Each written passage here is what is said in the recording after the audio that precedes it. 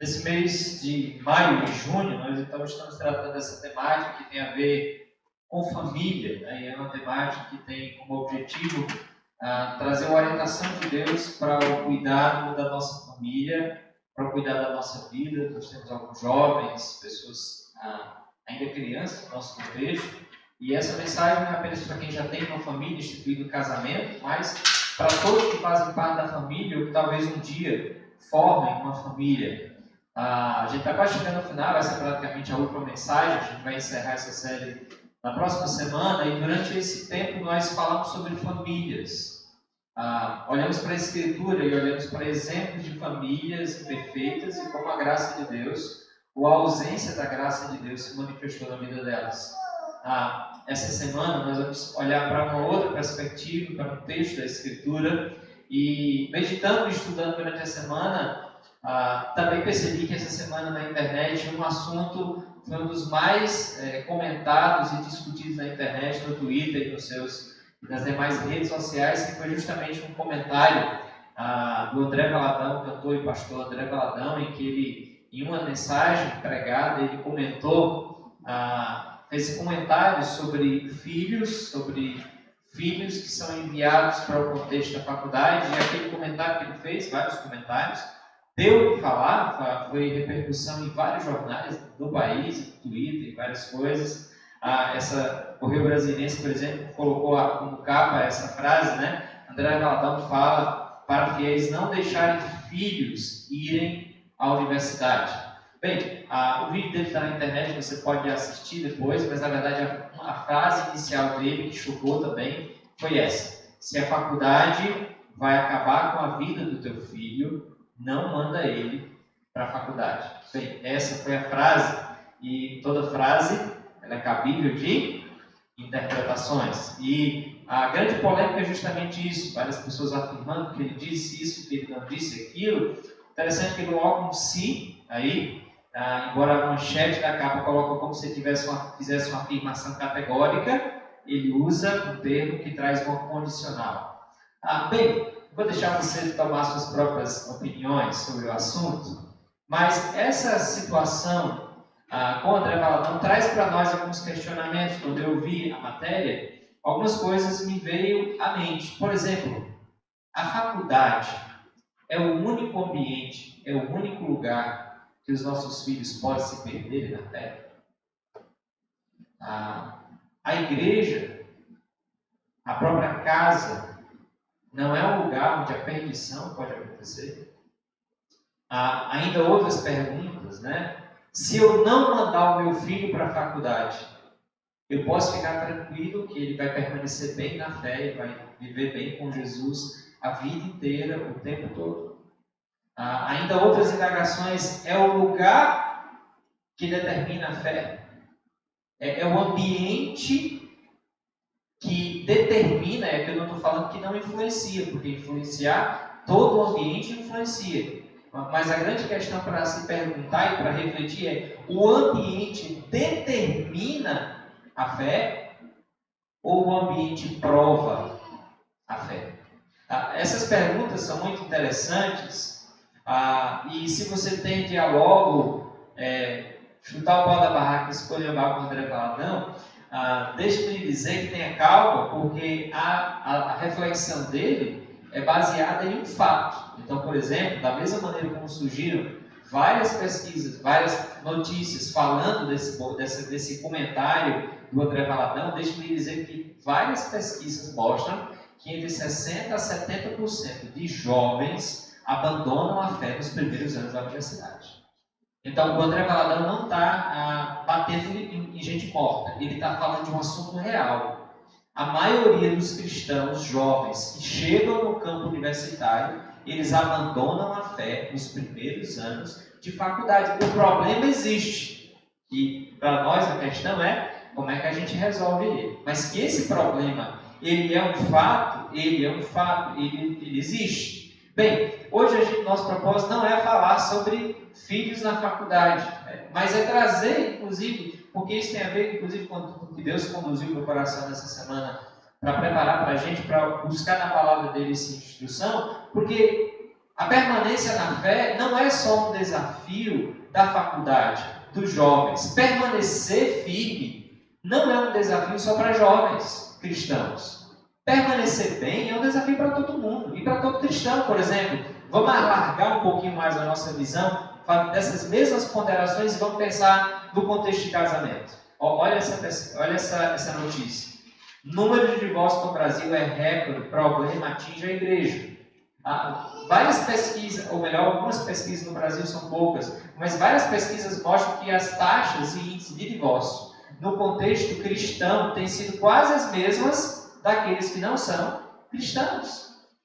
Como permanecer firme e casado sendo cristão? Nota que o desafio de permanência na família, de casamento, não é um desafio só lá fora, é um desafio no contexto dos cristãos. Pense no problema, na doença do século que é a depressão, burnout dessas questões. Olha essa outra notícia. Horror e suicídio assombram igrejas. A dor silenciosa de padres e pastores, até pastores, como se pastores fossem diferentes de pessoas comuns. Não são. Mas nota que essa pesquisa mostra como é que cristãos permanecem diante de depressão. Porque nota, esses casos eles têm sido muito comuns, não só no contexto lá fora, mas no contexto dentro. E aqui todos nós estamos falando da mesma questão. Como é que nós podemos permanecer bem, firmes na faculdade? Como é que nós podemos permanecer bem, firmes, honrando Jesus no casamento? Como é que nós podemos permanecer bem, firmes, diante dos problemas mentais, diante da falta de ânimo, diante da depressão? Como é que nós podemos permanecer bem? E essa é a pergunta que a gente vai tentar responder hoje. Como permanecer diante de desafios e dificuldades que nos cercam? Eu queria convidar você a novamente abrir sua Bíblia, em Mateus capítulo 7. Esse é um texto muito conhecido. Eu já preguei esse texto várias vezes, mas interessante como Deus falou no meu coração essa semana nesse texto, e eu espero, a minha oração, nós vamos orar agora antes de ler, é para que Deus fale da mesma maneira ao seu coração, por meio desse texto, especialmente realinhando a nossa vida, a nossa confiança e firmando nele a nossa permanência. Mateus capítulo 7, a partir do versículo 24, antes de lermos, vamos orar e pedir a graça de Deus sobre nós. Deus bendito, nós te damos graças e te louvamos. Nós agradecemos ao Senhor pela tua presença, entre nós o teu Espírito Santo que aqui está. Ó Deus, nós pedimos que o teu Espírito fale ao nosso coração nesse momento. Deus, que eu não venha dificultar esse texto, que a exposição feita por mim não seja mais difícil do que o Senhor fez aqui. O Senhor fez uma exposição clara, o teu Filho nos deixou nesse texto um ensinamento claro, simples de compreender, que somente lendo, Senhor, nós já entendemos. Mas nós precisamos da ação do teu Espírito. Então nos ajuda, me ajuda e ajuda esses queridos que aqui estão, para que nós possamos compreender a vontade do Senhor. E não apenas compreender, Senhor, mas aplicar essa verdade e viver, para que tenhamos vidas firmes no meio de situações difíceis e dificuldades que nós enfrentamos neste mundo, seja na universidade, seja em casa, seja em qualquer lugar. Deus, pedimos a tua graça e te louvamos desde já. No nome de Jesus nós oramos. Amém, amém e amém. Mateus capítulo 7, versículo 24 em diante, diz assim: quem ouve as minhas palavras e as pratica é tão sábio como a pessoa que constrói a sua casa sobre uma rocha firme. Quando vierem as chuvas e as inundações e os ventos castigarem a casa, ela não cairá, porque foi construída sobre rocha firme. Mas quem ouve meu ensino e não pratica é tão tolo como a pessoa que constrói sua casa sobre a areia. Quando vierem as chuvas e as inundações e os ventos castigarem a casa, ela cairá com grande estrondo. Quando Jesus acabou de dizer essas coisas, a multidão ficou maravilhada com seu ensino, pois ele ensinava com verdadeira autoridade, diretamente dos mestres da lei. Bem, você percebe pelo texto, que esse texto, pela leitura, que esse texto não é um texto que está falando diretamente sobre família. Ele é um texto que Jesus está ministrando para uma multidão, cerca de 5.000 pessoas. É o conhecido final do Sermão do Monte. Jesus está ensinando para uma multidão de quase 5.000 pessoas, homens, mulheres, crianças. E ele vai terminar todo o ensino, que ele falou sobre várias coisas. Ele vai terminar o seu ensino falando isso, falando sobre essa ilustração da nossa vida como uma casa que é construída. O texto não está falando sobre construção de uma família, embora use o exemplo de uma casa física, mas o texto está falando da construção de uma vida. Mas os mesmos princípios que se aplicam à construção da vida são os mesmos princípios que se aplicam à construção da família. E desse texto eu queria trazer para nós 3 reflexões sobre permanecer. Nós precisamos permanecer, e esse texto Jesus vai falar sobre permanência. Como é que nós permanecemos e não caímos? Como é que nós permanecemos e não ruímos? Como é que nós permanecemos e permanecemos firmes? Como é que a gente faz isso? Então, 3 ponderações, eu queria que você permanecesse com a sua Bíblia aberta, então ficasse com os olhos atentos aqui, que o texto vai estar aqui. Mas 3 reflexões. A primeira delas, todas as pessoas são construtoras. Nesse texto que Jesus vai falar sobre casas, construções, na verdade Jesus está falando de vidas. Todas as pessoas estão construindo. Note que o texto, e aqui eu dividi, você vai encontrar desse lado a parte que ele vai falar sobre a casa firme, a casa na rocha, a casa que permanece, e desse lado Jesus vai começar falando sobre a casa que rui, a casa que não permanece. Então, vai ser sempre assim o texto, a casa que permanece, a casa que não permanece, para a gente poder fazer uma comparação. Mas note que Jesus diz, quem ouve as minhas palavras, ele está falando de pessoas. Que pessoas? Aquelas pessoas, aquela multidão de 5.000 pessoas que está ouvindo. Jesus está dizendo, essas pessoas, vocês que estão me ouvindo, quem ouve as minhas palavras e as pratica, é tão sábio como a pessoa que constrói a sua casa sobre uma rocha. Jesus está falando da construção de uma casa, comparando com a construção da vida. Note, ele está falando de pessoas. Os 2 textos, esses 2 conjuntos de versículos, falam de grupos de pessoas. Grupo de pessoas que agem de um jeito e grupo de pessoas que procedem de outro jeito, mas ainda assim, ambos grupos de pessoas. E esses grupos de pessoas, embora distintos nas ações, todos eles, os 2 grupos, eles vão construir. Se você notar a repetição das palavras, essas repetições das palavras mostram que Jesus está dirigindo para uma multidão de 5.000 pessoas ou mais, e ele está dizendo que naquela multidão, embora tenha diferença entre eles, mas tem algo em comum. Todas as pessoas, elas são construtores da vida. Todos nós estamos tomando decisões, e essas decisões nos ajudam a construir a nossa vida. Dia após dia, nós estamos construindo a nossa vida. A Bíblia usa muitas metáforas, parábolas, e você deve lembrar daquela parábola que Jesus disse que tudo que o homem plantar, certamente ele colherá. Bem, aqui Jesus não está falando de plantar e colher, mas aqui Jesus está falando sobre construir. O que você quiser construir, você vai conseguir construir. E ele está falando de um grupo de pessoas que se proporam, ou que irão se propor a construir a sua casa sobre a rocha e outras sobre a areia. Mas ambos vão se propor a construir. Muito interessante que Jesus ensina que todas as pessoas, elas estão construindo a sua vida. Deus é soberano, mas Deus dá responsabilidade aos seres humanos, decisões para que nós tomemos, e essas decisões é que vão nos ajudar a construir a nossa vida. Aqui o grupo que Jesus está se dirigindo é um grupo, claro, muito maior que o nosso grupo aqui hoje, mas imagine que nesse auditório, que não cabe, evidentemente, mas imagine que aqui tivesse um auditório de 5.000 pessoas. E Jesus está se dirigindo para 5.000 pessoas, dizendo, olha, todos vocês vão construir a vida.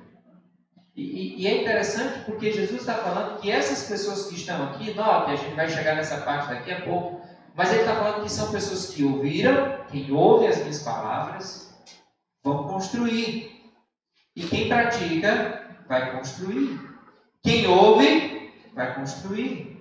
Quem não pratica, nota a diferença, não pratica, também vai construir. E nota que é a maneira como eu construo que vai definir o resultado da construção. Nota aqui uma coisa muito importante. Jesus está se dirigindo para um público que todos eles estão fazendo uma coisa em comum, que é ouvir. E quando eu cheguei nesse texto, uma das coisas que Deus me colocou no coração foi essa pergunta. E o que será dos que nem ouviram? Porque note, Jesus está se dirigindo a um grupo específico.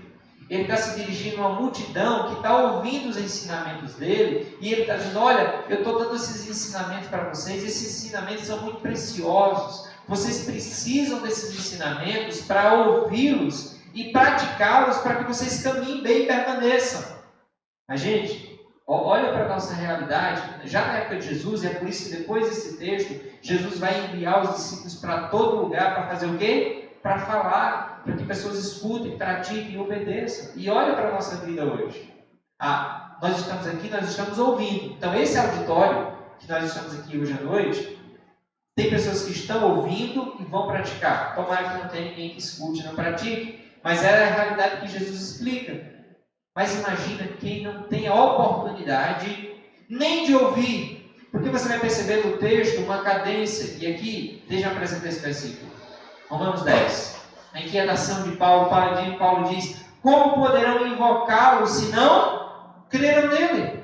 Como é que poderão invocar se não creram? E como crerão nele se jamais tiverem ouvido a seu respeito? E como ouvirão a seu respeito se ninguém lhes falar? Nota a ênfase. Como é que eles vão invocar, praticar, viver com Jesus, permanecer, se eles não ouvirem? E como eles vão ouvir se ninguém falar? Interessante porque Jesus está falando, a multidão está ouvindo, e baseado nisso elas podem praticar. Mas note, o exemplo de Jesus precisa ser vivido hoje porque tem muitos lá fora que nunca ouviram, ou que estão ouvindo de maneira errada o Evangelho, a esperança. E essa pergunta deveria estar no nosso coração. Jesus se preocupou com essa realidade. Como é que essas pessoas vão mudar de vida sem ouvir o Evangelho? Basicamente, o que Jesus está falando para nós é basicamente essa da gradativa. Jesus está falando sobre ouvir, sobre quem ouve, e se ouve, pode praticar. Mas alguém pode praticar o que ele ouviu? Então, nota, você ouve e você tem a oportunidade de praticar. Mas é um sequencial ao outro. Você vai ouvir, você vai praticar, e a sequência é que você vai permanecer. Porque Jesus ensina que quem ouve e pratica, permanece. Mas note que um grupo que não está inserido aqui, e que muitas vezes nós não nos preocupamos, é o grupo que não está aqui ouvindo. E esse grupo foi a quem Jesus enviou os discípulos no final de todos os evangelhos, dizendo, ide, ide. Tem muitos que não ouviram, ide, falai, compartilhar o evangelho. Os que não ouviram, precisam ouvir. E essa é uma pergunta que nos choca, porque aqueles que não ouviram, eles não podem praticar, e eles também não irão permanecer. Queridos, a decisão de praticar é de cada um. Mas a responsabilidade de fazer com que os de fora escutem é de quem? Diga é minha. Nossa, é muita gente, viu? Toda vez que eu pergunto, viu, querido? Não é só você que diz isso, não. Esse mal é geral. Lá em Souza eu perguntava para os irmãos na igreja, irmãos, quem é que tem que amar as pessoas e fazer discípulos? Irmãos, somos nós, e nós é muita gente, irmãos. Diga eu, porque aí você chama a responsabilidade para si. Mas é nossa como igreja. É minha como indivíduo. Sabe? É muito bom que você já ouviu. É muito bom que você já está vivendo o Evangelho, tem a oportunidade de praticar. Nós sabemos muito mais, inclusive, do que a gente precisa. Mas tem tantos que nunca ouviram nem o básico do Evangelho e que estão nesse momento perecendo com a sua vida, ruindo, construindo a sua vida longe do Evangelho, porque nunca ouvir. Cuidado para você não usar, eu vejo muitas pessoas usando a soberania de Deus de maneira errada. Sabe o que é usar a soberania de Deus de maneira errada? É dizer, olha, é Deus que salva, Deus tem os seus eleitos e nenhum vai se perder. E essa pessoa cruza os braços e diz, Deus vai salvar. Bem, Deus é soberano e Ele vai alcançar os seus, isso a gente não precisa discutir. Mas lembra, Deus deu uma responsabilidade para nós. Mais do que uma responsabilidade, Deus deu um exemplo. Jesus deixou a glória e veio a nós e nos ensinou e morreu por nós e deu a sua vida para que nós pudéssemos ser salvos. E esse mesmo mandamento, exemplo, Ele dá para nós. Vão, façam discípulos de todas as nações. Gente, hoje nós somos um grupo privilegiado. Eu acho que só isso você já deveria agradecer a Deus. Porque você está num ambiente hoje, domingo. Você está num ambiente que você está tendo o privilégio de ouvir sobre coisas importantes que podem firmar a sua vida e fazer a sua vida permanecer. Mas deixa eu dizer uma coisa, isso é a minoria. A maioria das pessoas estão lá fora, elas não têm o privilégio de ouvir a verdade. E nós somos o canal por meio do qual Deus deseja que nós possamos compartilhar o Evangelho para que as pessoas escutem, para que elas pratiquem, para que elas permaneçam, para que elas sejam transformadas. Então, a transformação acontece por meio do ouvir a palavra de Deus e do praticar a palavra de Deus. Você quer ter um Brasil transformado?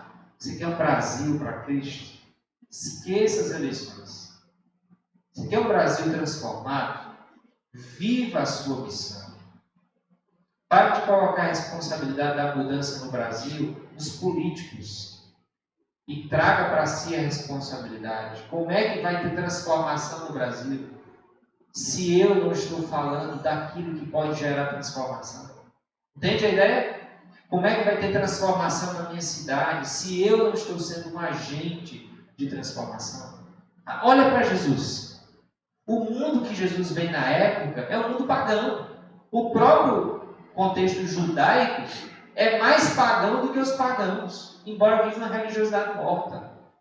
Jesus vem e Ele sozinho influencia e transforma uma sociedade a partir de quantos homens? 12. Influência, ensino do Evangelho e poder do Espírito Santo de Deus. Nós temos acesso ao poder do Espírito Santo de Deus. Agora nós precisamos ser agentes. Então, creia nisso. Creia que Deus te deu poder. Creia que Deus te deu autoridade para, no nome de Jesus, ministrar um Evangelho que transforma ou não transforma? Transforma ou não transforma? Pois pregue crendo nisso. Pregue com poder. Pregue com autoridade. Fale e não se cale. Porque o Evangelho é o poder de Deus para a salvação. E salvação não tem a ver só com a salvação da alma. É salvação da vida inteira, corpo, alma. É o mundo por inteiro. Preguemos, queridos, porque todas as pessoas estão construindo vidas. E muitas delas nem sabem que Deus tem um manual para construir a vida. E isso, infelizmente, parte disso é culpa nossa. Porque nós estamos aqui. Você já percebeu que o Brasil tem uma grande alta de número de evangélicos, mas não tem uma mudança? Poxa, o que está acontecendo? A gente tem um número de evangélicos subindo, mas não tem uma mudança. Não tem. Por quê?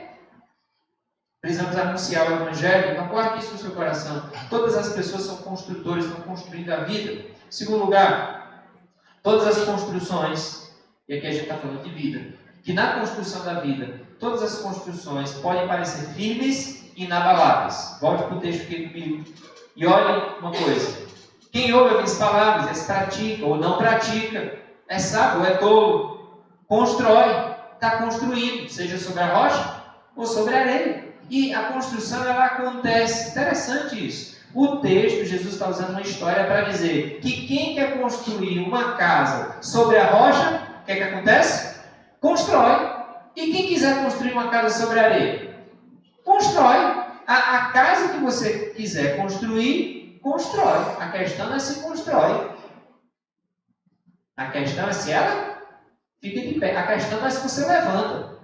A questão é se ela não cai. Entende a ideia? A questão que Jesus está tratando aqui é qual vai ser o resultado do nosso empenho para construir a vida. Então, Jesus mostra isso falando que a maneira como nós vamos construir, o local tem muito a ver com o futuro ou as consequências da vida ou dessa construção da vida que nós estamos falando. Muito interessante, porque se você observar, você passar nessa rua aqui voltando para a sua casa, você vê várias casas. Você consegue, passando assim na rua, identificar se o alicerce está bem feito ou mal feito? Você consegue? Você está aqui nesse prédio. Você consegue garantir que a fundação aqui foi bem feita e esse negócio aqui não vai cair, não? Você consegue? Não, você está pela fé. Lá porque confia. Mas nota uma coisa, que é isso que Jesus está dizendo. Aparentemente, toda construção é bem feita. Até que surjam situações que vão provar o fundamento da casa. E essa é a questão. Olha a ênfase de Jesus para as duas vidas. Quando vier. Nota que o que Jesus está querendo trazer nessa história, tão simples, que como eu disse, nem precisa de tanta explicação, mas o que Jesus está querendo chamar a atenção é que quando vierem situações, ele vai pontuar as dificuldades, quando vierem as chuvas, as inundações e os ventos, quando vierem essas situações, vão surgir situações na nossa vida, na nossa família, em qualquer lugar que seja, que vão provar aonde nós estamos construindo, aonde nós colocamos a nossa esperança, aonde nós estamos colocando a nossa alegria. Vão surgir situações. Note, a questão não é se que Jesus traz. Jesus está dizendo assim, olha, havia duas pessoas, então, se vierem inundações, chuvas, ventos, se... Não, Jesus diz quando. Porque, gente, a questão não é se vai vir, é quando. Não tem opção. A nossa vida, ela vai ser marcada por situações que virão para provar a nossa fé, que virão para provar a nossa esperança. Pare e pense na sua semana. Teve alguma coisa aí que confrontou a sua esperança, ou que abateu o seu ânimo, frustrou sua alegria, ou fez você tremer um pouquinho, ou fez você chorar. Situações que tem hora que dá vontade de abandonar, situações que ferem. Situações da vida, são os ventos, as inundações, as enchentes que Jesus está dizendo aqui, que chegam na nossa vida e que vão provar aonde verdadeiramente nós estamos solidificados, firmados, alicerçados. Note uma coisa, a internet é uma grande inimiga nossa.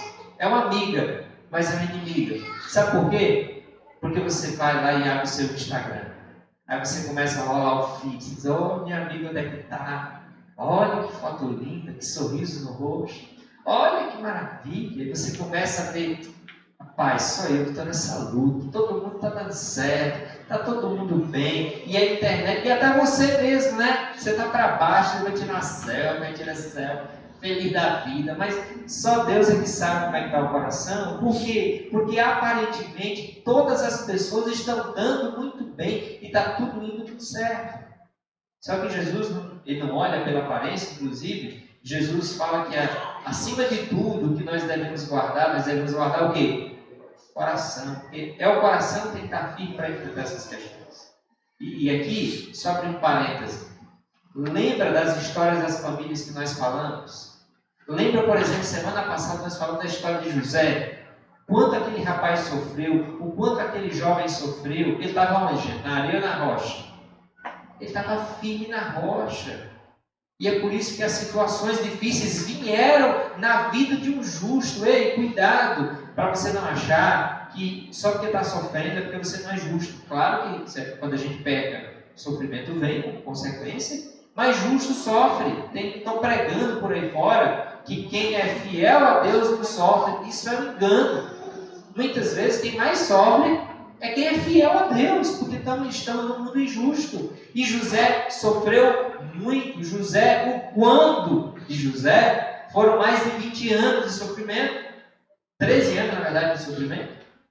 E aquele tempo de sofrimento na vida de José foi intenso, mas aquilo ali não derrubou ele. Por quê? Porque ele tinha uma vida alicerçada, fundamentada num relacionamento com Deus. Qual o grande problema? O grande problema da nossa sociedade é que nós queremos fugir dos problemas. E a gente faz de tudo para fugir do problema, dos problemas. E a gente foge tanto dos problemas, querendo uma vida tranquila, que nós esquecemos que a solução para uma vida tranquila não é ausência de problemas, mas fortalecimento de Deus.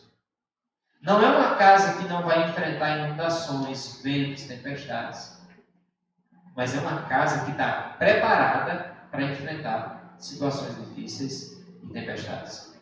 Há pouco tempo atrás, de maneira repentina, o nosso mundo enfrentou uma pandemia de Covid. E eu vi várias pessoas que perderam literalmente a vida porque não teve condição emocional de lidar com aquela situação. Triste, pessoas próximas, pessoas queridas, que não tiveram capacidade mínima de lidar. A doença era terrível, severa. Mas entenda que quando você não tem um mínimo de relacionamento com Deus que controla o universo, você ruim. Quando problemas surgem, você desaba. Você não consegue reagir. E nota que isso é muito importante. Tá? Você e eu não sabemos os futuros, nós não sabemos o quando. Talvez você já está, inclusive, passando por um momento difícil na sua vida. Talvez você está vivendo isso hoje. Ou não. Independente, vai vir o quando. Você não sabe quando.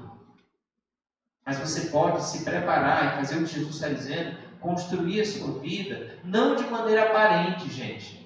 Não naquilo que é superficial, mas naquilo que é realmente fundamento. Fundamento é aquilo que as pessoas não veem. E é por isso que muitas vezes a gente não dedica tempo a isso. Leitura da Bíblia é fundamento? Leitura da Bíblia, oração. Leitura da Bíblia é fundamento ou acabamento? É fundamento. Oração, tempo com Deus, jejum, tempo a sós com Deus, pensamento em Deus durante o dia, vida com Jesus diário, isso é fundamento ou acabamento? Isso é vida com Deus, isso é fundamento. E é isso que ninguém vê que você tem que cuidar. É isso que é o mais importante. As outras coisas, lembra do texto de Mateus capítulo 7 que a gente leu? As demais coisas, o que é que Deus diz? Eu vou acrescentar. Qual o grande problema? A gente corre atrás das outras coisas e não busca aquilo que é fundamental.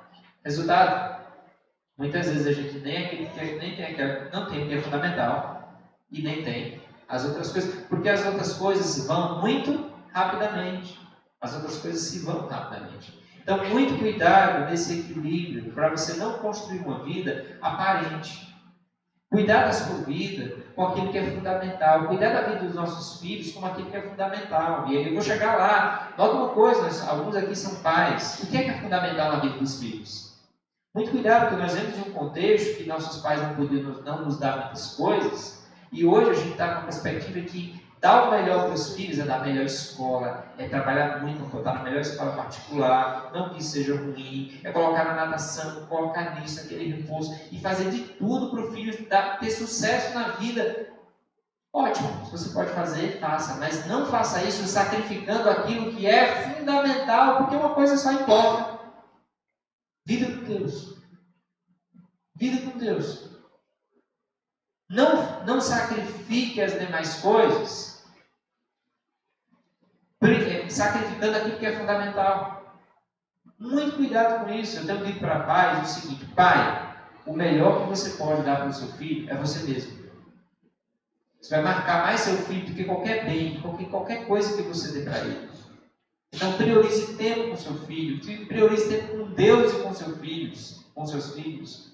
Por quê? Porque isso é aquilo que é fundamental. Fundamental. Queridos, lembre-se, na construção da nossa vida, da nossa família, aparentemente todas as construções estão firmes e inabaláveis, mas o dia difícil vem. E quando vir? Quando vir, você vai ser posto à prova. E quando vir, dinheiro muitas vezes não resolve.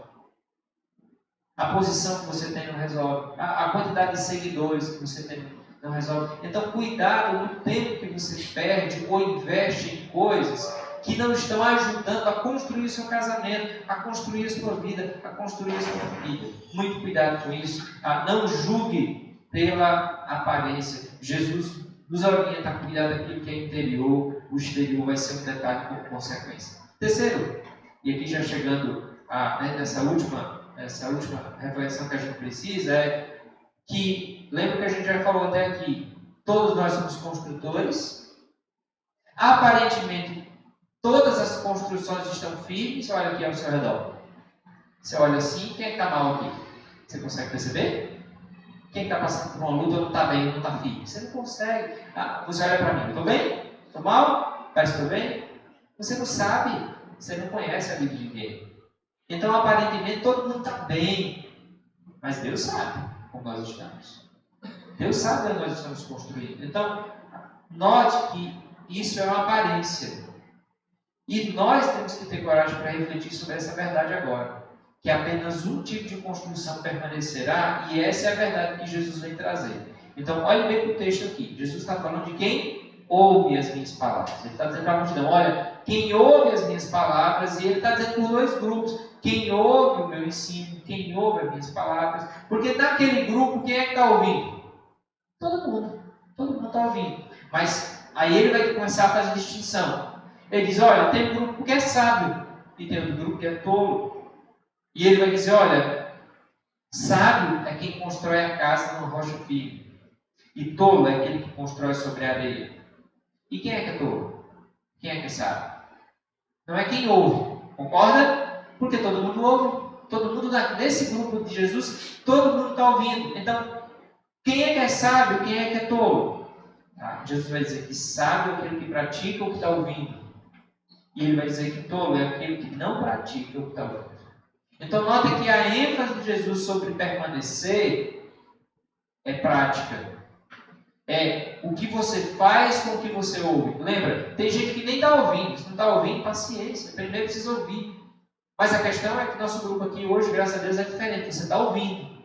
Você tem lido a sua Bíblia, você tem frequentado aqui a igreja, e você está ouvindo, e Deus está falando com você, todo culto, toda vez que você abre a sua Bíblia, Deus está falando com você. Por que a gente faz o que a gente ouve? Essa é a pergunta que Jesus está falando.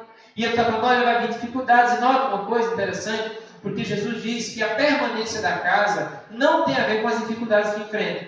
Sabe aquela pessoa que passa por luta? Não, eu sei que pessoas passam por luta, mas a minha luta é diferente. Eu estou bem pior do que todos. Eu estou desse jeito porque minha luta é maior. E Jesus disse que não.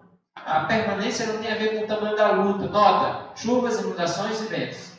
Chuvas, inundações e ventos. Interessante a maneira como Jesus constrói, porque está querendo dizer que dificuldades vêm para todos.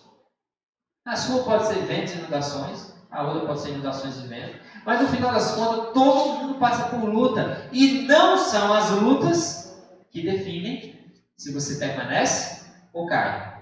Vamos abrir um parêntese? Faculdade define se você permanece ou cai? Não. Necessariamente não. Faculdade pode ser um ambiente hostil, e tão hostil que você não vai mandar seu filho para um ambiente hostil? Pode ser? Pode sim. Pode. Se você souber, na minha época, meu pai disse, meu filho, você veja com quem você está andando. Você cuidar, meu filho. Porque meu pai, embora não fosse crente, ainda não é, meu pai sabia de uma coisa muito importante. Amizades influenciam. E influenciam ou não influenciam? Influenciam. Então, se você conhecer um ambiente, seja faculdade, seja uma rua, seja um jogo de futebol, que você conhece aquele ambiente, que aquele ambiente é muito mau, e você conhece o seu filho, sabe da maturidade que ele tem, e você percebe que aquele ambiente pode gerar uma má influência nesse tempo, e você quer preparar melhor o seu filho antes de lançá-lo naquele ambiente, isso é sábio ou não? Sim. Mas, de maneira geral, o ponto é a faculdade, a casa, os amigos não definem a fé e não levam a fé a ruir. É o tipo de fé que não passa na prova, na situação e da dificuldade que ela se encontra. Porque todas as dificuldades, elas vêm sobre todos, mas elas não definem se a pessoa permanece ou cai. E aqui Jesus diz que essa casa que constrói sobre a areia, ela cai com grande estrondo. As dificuldades, o castigo sobre a casa vem sobre todos, mas aquela cai com grande estrondo. E essa não cairá.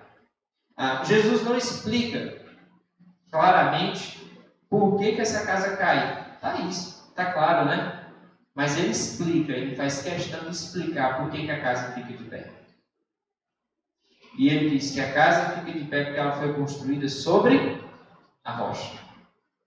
Note uma coisa: a casa que fica de pé não porque nós construímos, não porque a nossa casa é boa, não porque a nossa vida é boa, não porque você é demais, você é 10, viu? Você é muito bom. Não tem nada a ver conosco.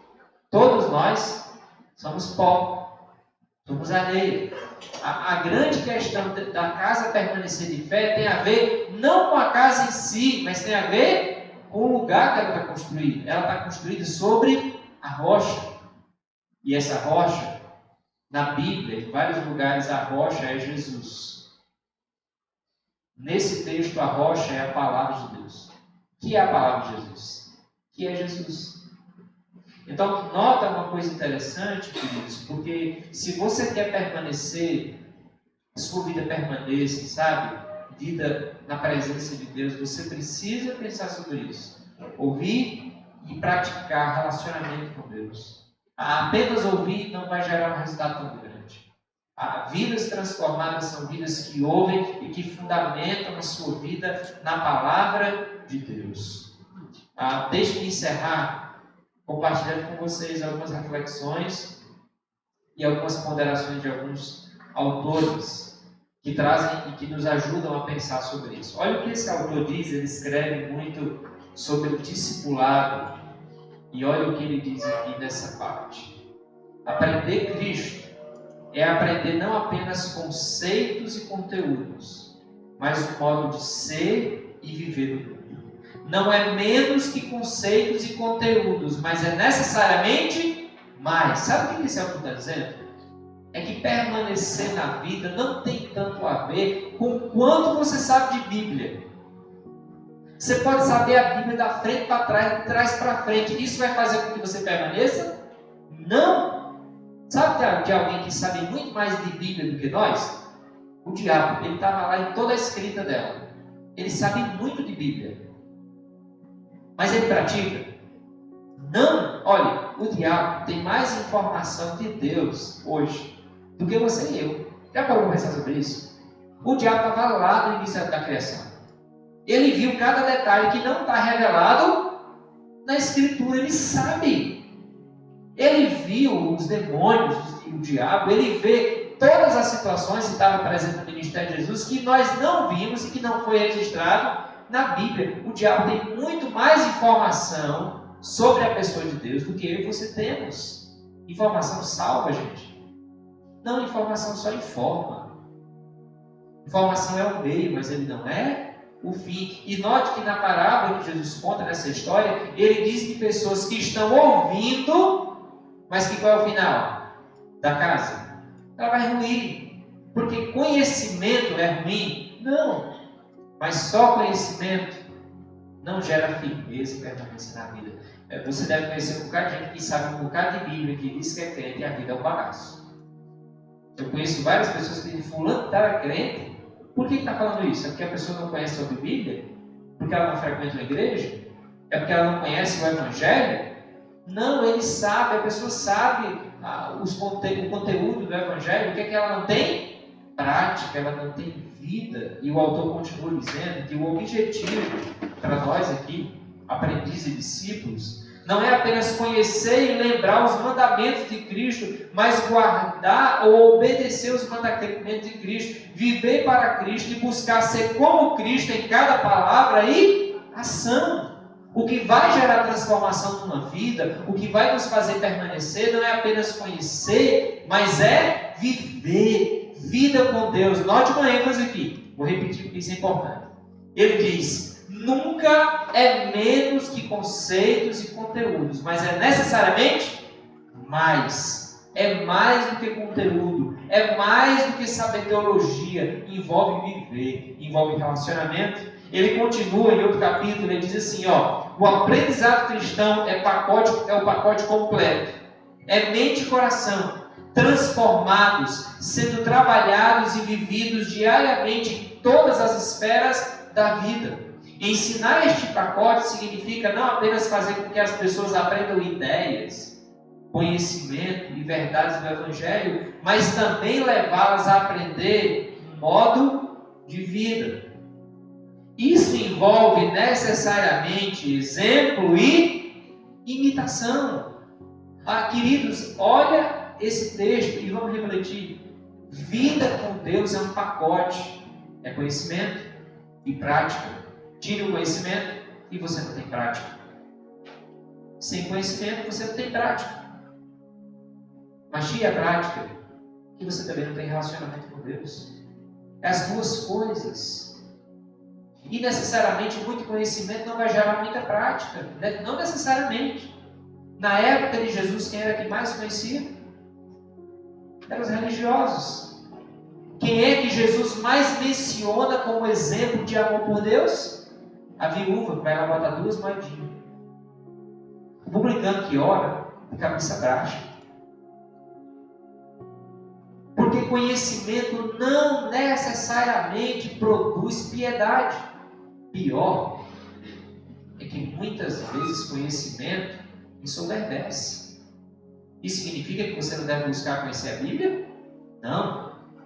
Mas isso significa que você deve avaliar até por que você quer conhecer a Bíblia.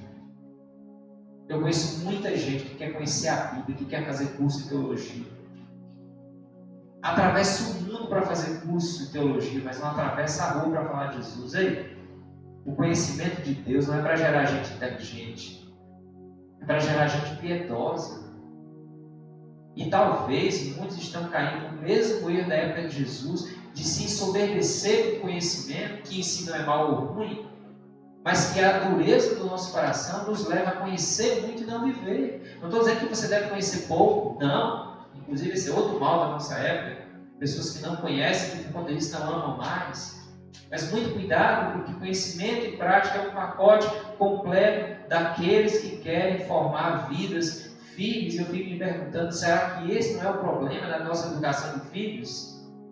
Será que não é por causa disso que nós temos falhado na questão do treinamento dos filhos?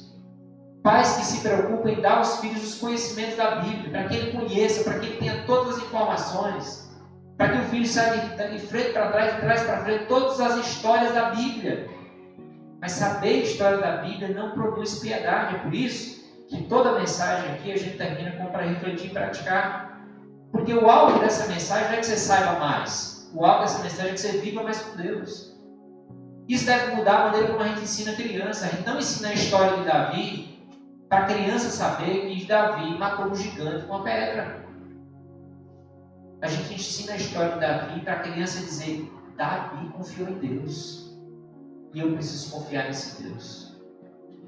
Davi tinha uma vida com Deus, eu preciso ter essa vida com Deus. Conhecer histórias, queridos, não basta. A maioria, especialmente de famílias mais tradicionais, elas não estão enfrentando dificuldade com filhos adolescentes porque os filhos adolescentes não sabem as histórias da Bíblia. É porque aquilo ali não tem nada a ver com a vida deles. O que é que falta? Vida. Vida prática. Não falta mente, falta vida prática. E se nós queremos ser homens e mulheres mais atuantes, mais firmes e que formam filhos mais firmes, nós precisamos viver isso. Eu sei que eu costumo pregar dentro do tempo, mas eu vou esticar aqui um pouquinho mais. A gente fala muito do contexto de masculinidade. E várias das nossas igrejas enfatizam a dinâmica de homens, de que tem que ter liderança masculina, de que tem que ter liderança. Isso é ótimo. A Bíblia fala que homens devem liderar. Na prática, gente, quem é que lidera os ministérios das nossas igrejas? Gente, quem é que lidera os ministérios da igreja? Aí deixa eu dizer uma coisa. Eu venho aqui no culto, eu ensino, eu abro a Bíblia e eu ensino, gente, o homem tem que liderar, tem que cuidar da mulher, o homem tem que liderar. Na prática, a igreja é conduzida, e eu não estou diminuindo as mulheres, pelo contrário, as irmãs são uma bênção. Na prática, as mulheres lideram os ministérios e têm uma disposição além. A prática da igreja são as irmãs ajudando e sendo bênção, enquanto os homens têm muita dificuldade de se sacrificar para isso. Qual dos dois ensinos vai marcar a vida dos filhos da nova geração? Então, para de falar e vai viver. Você acha que nós precisamos de mais uma aula sobre isso?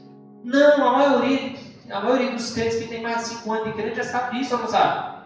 Sabe. O que falta? Quem ouve e pratica é sábio. Quem ouve e não pratica é o tolo. E enquanto nós não pararmos para fazer reflexão sobre isso e pensar sobre a nossa vida, olha, eu vou lhe dizer, eu estou pregando essa mensagem aqui, porque a Bíblia diz que a autoridade não é nossa, é de Deus. Porque é muito difícil o momento bíblico. E eu, na minha casa, enfrento essa luta toda semana para guiar a minha família, para ser exemplo. Mas não é fácil falar para a família. Pregar é razoavelmente fácil, mas viver isso é um desafio. Mas nós temos duas opções: ou viver essa dificuldade de enfrentar essa luta toda semana, ou então ficar falando e fingir que está tudo bem e depois a gente reclama dos resultados. Mas nota que o que vai marcar a geração de filhos é o exemplo, é a caminhada. Eu já disse aqui uma vez que eu não creio que filhos abandonam a faculdade, a fé na faculdade, por causa da faculdade. Eu creio que abandonam a fé na faculdade porque nunca tiveram um relacionamento com Deus. Porque você duvida de conteúdo, mas você não duvida de uma pessoa. Você não duvida de alguém que você vive com ela. Ela existe, ela é uma pessoa, você se relaciona com ela. E nós muitas vezes não passamos para os filhos um relacionamento com Deus. E se você não tem um relacionamento íntimo com Deus, você tem conhecimento sobre Deus e um ateu consegue rebater algumas coisas. Mas se você tiver vida com Deus, vida de oração, vida devocional, vida de piedade, vida de missão, se você falar de Jesus com paixão, os seus filhos verem isso ninguém vai tirar deles, porque isso é prática. Entende a ideia? Isso é prática, e tem conteúdo também, mas isso é prática. E a prática influencia mais e muito mais do que a fala. Nossos filhos aprendem por exemplo e imitação. Exemplo e imitação. Se queremos ver uma mudança real na cultura de nossa igreja, precisamos começar a ver uma mudança real na cultura de nossa própria vida cristã. Não apenas na forma como pensamos, nas convicções que temos, mas também como essas convicções elas são expressas e corporificadas em tudo que fazemos, na estrutura e norma de nossas vidas, em nossos hábitos, na fala, no comportamento, no relacionamento, nas atividades e prioridades, em todas as partes que compõem a maneira como nós fazemos as coisas. Tudo é importante. É por isso que Jesus, a palavra de Deus diz que, portanto, quer bebais ou comais, faça tudo para a glória de Deus, porque os nossos filhos, a nossa esposa, as nossas pessoas que estão ao nosso lado, eles veem o que a gente come e bebe, como a gente come e bebe. E isso vai marcar muito, isso é a prática. Isso é que mostra se a gente é sábio ou não. Às vezes conversando com alguém, diz: olha, sabe qual é a diferença de conhecimento para sabedoria? Conhecimento é saber que tomate é fruta. Sabedoria é não colocar tomate em salada de fruta. Entendeu? Talvez você não saiba ou não sabia que tomate é fruta. Mas na prática você nunca colocou alguém, ou nunca colocou tomate salada de fruta, pelo menos é o que eu conheço, tá? Embora na Venezuela eles comem abacate como fruta na hora do almoço, assim, é uma delícia, eles amam, nem pensar. Mas assim, sabedoria é a aplicação do conhecimento. Tem muita gente que sabe, mas não aplica. Entende a ideia, gente? Então, olha, busque conhecer a Deus o máximo que você puder, mas tira da sua cabeça, conhecer a Deus vai fazer de você uma pessoa sábia. Inclusive, para alguns eu até recomendo, para de ficar lendo a Bíblia inteira e pega um livro e vai estudar para tu entender o que Deus quer de tu. Porque eu não sou contra a leitura anual, viu, gente? Pelo amor de Deus, não vai me apedrejar não, viu? Mas não tem valor de piedade, bater no peito e dizer, eu li a Bíblia esse ano 2 vezes. Ótimo, bênção. O que ficou? O que ficou? Agora, se você nunca leu a Bíblia nenhuma vez, não vai para o céu, tá brincadeira. Mas assim, tenta ler a Bíblia. É ótimo ler a Bíblia inteira. Eu recomendo, isso é ótimo, é uma prática legal. Mas tira lições para a sua vida. Prática. Porque a vida com Deus é caminhada. Não se canse, mas só uma última citação desse autor. A cultura de uma igreja não mudará, a menos que uma grande quantidade de aprendizes de Cristo tenha adotado a visão de fazer a si mesmo e outros avançarem um passo de cada vez. Isso aqui é um assunto interessante, especialmente para a nossa igreja. A cultura de igreja não muda com o tempo, gente. O tempo. Espera o tempo não resolve, gente. A cultura de igreja não muda com o tempo, a cultura de igreja não muda com mais conhecimento. Essas coisas não são ruins, mas a cultura de igreja muda com prática, ação, mudança, fazer as coisas diferentes. Rapaz, lá em casa a gente está com uma dificuldade, eu preciso ensinar os meus filhos a ler a Bíblia. Vou esperar um tempo. Com o tempo ele vai ler a Bíblia. Vai resolver? Não, rapaz, eu preciso ensinar meu filho a ler mais a Bíblia. Não, eu vou fazer um estudo com ele sobre a importância de ler a Bíblia. Meu filho, está aqui 5 passos, 5 motivos por que é importante ler a Bíblia. Ler a Bíblia é importante. Vai resolver, gente? Não vai. Você tem que pegar ele, sentar do seu lado da Bíblia, vamos começar uma rotina de leitura da Bíblia. Eu conheço muita gente que tem dificuldade de evangelizar, de falar do Evangelho. Você tem essa dificuldade de compartilhar Jesus? Deixa eu te ajudar. Por que você não compartilha Jesus? Porque você não tem esse costume. Você já sabe, Jesus está vivo com você, mas você não faz. Por que você não faz? Gente, você não faz porque você não faz. Para de espiritualizar, porque eu tenho uma grande dificuldade com o tempo nada. Com o tempo você disse isso um tempo atrás, e hoje eu estou dizendo a mesma coisa. Quer um conselho? Para mudar tem que mudar. Mude. Diga, essa semana eu vou falar com uma pessoa. E se eu não falar com uma pessoa, eu vou confessar o meu pecado para alguém. Procure alguém e diga, eu fiz um voto. Se eu não cumprir, eu vou ter que confessar o pecado. Procure alguém e diga, eu quero evangelizar pelo menos uma pessoa no nome de Jesus e a gente vai subir isso aí. Procure alguém e tente fazer isso. É igual ir para a academia. Já disse para você mesmo, eu vou para a academia essa semana. Só você, para você mesmo. Foi? Mas procure um amigo e diz, ei, vamos malhar todo dia de manhã. O que é que acontece? No dia de manhã, você acorda, nesse friozinho para esses dias, Deus me livre, por nada. Aí o telefone toca. Fulano, já estou arrumado, bora? Não ia não, mas agora eu vou. Procure um amigo, divida alguém. Chame alguém para te ajudar a agir, meu querido. Você não precisa, talvez, mais de tanto conhecimento para começar a agir. Você precisa agir. E é a mudança que vai gerar mudança. Esse autor aqui, ele vai fazer um grande alerta para nós e aqui a gente encerra. Esse autor desse livro Complicadeiras, Igrejas para Hoje Focadas em Jesus, é o mesmo livro, se você quiser comprar, hoje está com o nome Oásis. Mas olha o que ele diz. As igrejas tradicionais são a maioria, são em sua maioria as igrejas históricas, aquelas que nascem na Reforma e foram e ainda são usadas por Deus para a expansão do Evangelho. Conheço muitas igrejas tradicionais relevantes em seu contexto. Existem igrejas tradicionais de quase todas as denominações, inclusive pentecostais. Então, igreja tradicional é aquelas da Reforma, que tem origem na Reforma, Batista, Presbiteriano e outros. Aí olha o que ele diz. Na igreja tradicional, a espiritualidade é definida e medida por seu nível de conhecimento da Bíblia e pela presença na comunidade.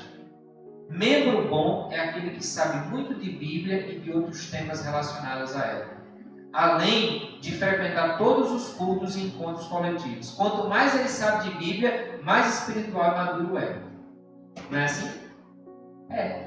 Quanto mais sabe de Bíblia, mais ele é entendido como maduro. Mesmo que em casa ele seja uma desgraça, uma miséria, de marido, de pai, de mau exemplo. Mas ele sabe muito de Bíblia, isso gera uma comparação. Saber muito de Bíblia é ótimo, não tem nenhum problema com isso. Ele continua e diz assim, começamos, falando da igreja dele, ele diz o seguinte, começamos por declarar que somos uma comunidade.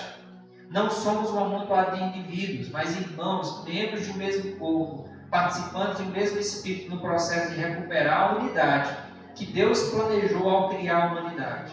E isso só pode acontecer como resultado do nosso relacionamento com Deus, que deve ser profundo em conhecimento e intimidade, leve na caminhada diária, o que deve resultar em amor que se espalha pelo mundo. Cremos que essa é uma igreja de Cristo funcional. Deixa eu dar uma atividade para você. Olhe para esse texto. Qual é a palavra aí? Uma palavra que resume uma vida que vai permanecer. Uma palavra que resume o que vai, a vida, a família que vai permanecer diante das situações de vida. Intimidade. Eu pensei em outra, mas é igual. Eu pensei nessa palavra. Relacionamento. Que é a mesma coisa, né? Relacionamento. Sabe o que Jesus está dizendo? É que aquele que ouve Jesus e pega o que ouviu para viver com Jesus, que coloca em prática, que caminha com Jesus não no domingo apenas, mas de segunda a sábado, na vida diária, que caminha com Jesus, que ama Jesus, que tem busca por Jesus, que conhece Jesus de fato e de verdade, essa é a vida que vai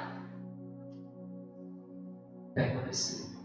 Conhecimento, intimidade. Nota, não é? A gente não está falando contra o conhecimento, contra o ouvir. Pelo contrário, é importante ouvir. Mas busque desenvolver intimidade com Jesus. Gente, sabe qual é a diferença entre conhecimento e intimidade?